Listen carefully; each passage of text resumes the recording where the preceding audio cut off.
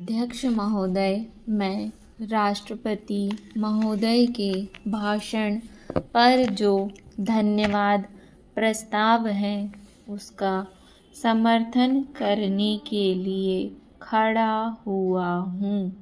मुझे इस बात की खुशी है कि हमारी सरकार ने समाजवाद का केवल नारा ही नहीं लगाया है, बल्कि समाजवाद को मूर्त रूप देने के लिए कदम भी उठाने प्रारंभ कर दिए हैं। सबसे बड़ी बात तो यह है कि गरीबी हटाओ, गरीबी मिटाओ यह केवल आंदोलन ही नहीं रहा, बल्कि इसको कार्य रूप में परिणत करना भी आरंभ कर दिया गया है। इसके लिए मैं अपने प्रधानमंत्री को जितना भी धन्यवाद दूं वह थोड़ा ही है। मुझे आपसे यह भी कहने का साहस हो रहा है कि सरकार ने इस समय हमारे पहाड़ी क्षेत्रों को पूर्ण राज्य का दर्जा दे दिया है। आज तक तो वे बिल्कुल पिछड़े हुए थे। मैं आपसे यह कहने का भी साहस कर रहा हूँ कि पहाड़ी और सीमा के क्षेत्रों को राज्य का अधिकार तो दे ही दिया गया है, उनको यह अवसर भी दिया गया है कि वे अपने पिछड़े हुए इलाके को उन्नत बनाने के लिए स्वयं प्रयत्न करें और अपने पैरों पर खड़े हों। लेकिन मुझे बड़े दुख के साथ आपके सामने यह कहना पड़ रहा है कि हमारे उत्तर प्रदेश के जो पहाड़ी ज़िले हैं वे आज भी बहुत ज़्यादा पिछड़े हुए हैं और उनको कोई देखने वाला नहीं है।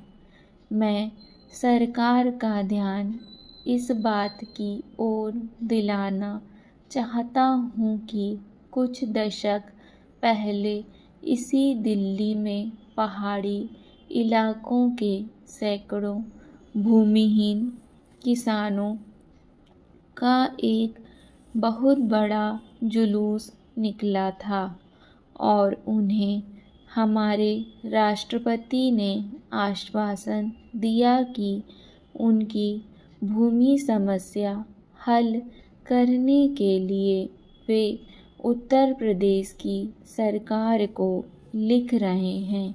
लेकिन आपको सुनकर आश्चर्य होगा कि कई वर्ष बीत गए हैं, किंतु एक चप्पा भूमि भी किसी भूमिहीन को आज तक नहीं दी गई है। हमारे भूमिहीन किसान कभी जेल में सड़ते हैं और कभी कहीं मारे फिरते हैं, लेकिन भूमि उन्हें नहीं मिली। मैं इसी प्रकार आपको यह भी बता देना चाहता हूँ कि एक बार हमारे मुख्यमंत्री जी ने भी लिखा था कि हमारे उत्तर प्रदेश के जो पहाड़ी ज़िले हैं वे पूरी तरह से पिछड़े हुए हैं। इसके अलावा एक बार हमारे प्रधानमंत्री जब यहाँ दौरे पर आए थे तब उन्होंने एक सार्वजनिक सभा में भाषण दिया था। उपाध्यक्ष महोदय, अपने भाषण में उन्होंने कहा कि मैंने आज तक ऐसी गरीबी के दर्शन नहीं किए जैसा कि मैं देख रहा हूँ। ऐसी गरीबी जब हम स्वतंत्र नहीं थे तब अवश्य देखने को मिलती थी, लेकिन स्वतंत्रता के पश्चात मैं पहली बार ऐसी गरीबी देश के किसी भाग में देख रहा हूँ। देश के विकास के काम को बढ़ाकर ही ऐसी गरीबी हम हटा सकते हैं। सरकारी उद्योगों की अजीब स्थिति है। हर संभव कोशिश से और सद्भाव बनाकर सरकारी उद्योगों के कर्मचारियों को आप अच्छा वेतन देते हैं और उन्हें रहने का अच्छा स्थान देते हैं, फिर भी घाटा होता है और देश का नुकसान होता है। कारण क्या है? कारण यह है कि आपकी औद्योगिक नीति गलत है और जो रुपया आपके पास है उसको भी आवश्यक काम के लिए खर्च नहीं कर रहे हैं। एक तरफ बोकारो के लिए 600 करोड़ रुपया रख रहे हैं और दूसरी ओर राजस्थान नहर को पूरा करने के लिए आप कहते हैं कि हमारे पास पैसा नहीं है। एक और महाराष्ट्र के अंदर आप नई चीनी मिलें खोल रहे हैं और दूसरी ओर उत्तर प्रदेश और बिहार के अंदर कारखाने बंद हो रहे हैं या जो उनकी क्षमता है उस पर पूरे तौर पर काम नहीं कर रहे हैं। यह कोई औद्योगिक नीति नहीं है। इसलिए यह कहना ठीक नहीं है कि हमारी औद्योगिक नीति सफल हुई है। मंत्री महोदय कहते हैं कि वे सिंचाई के लिए एक सिंचाई उद्योग बनाएंगे।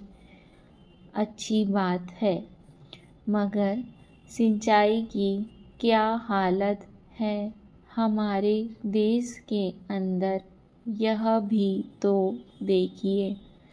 जिस समय हमारे देश में कोसी बांध का काम शुरू हुआ था उस समय पाकिस्तान ने एक बांध पूरा कर लिया था। वहाँ उससे सिंचाई हो रही है और हमारे यहाँ इसका आधा काम भी नहीं हुआ है। राजस्थान नहर शुरू हुए कितने वर्ष हो गए हैं, परंतु अभी भी वह बनी नहीं। हमारे यहाँ कोई ठीक तौर तरीका नहीं है। मंत्रियों और सांसदों के मकानों के लिए करोड़ों रुपए निकल सकते हैं, मगर देश के उद्योग के लिए, देश के किसान और मजदूर के लिए जो रुपया चाहिए वह नहीं मिल सकता। उसके लिए रुपया नहीं दे सकते हैं।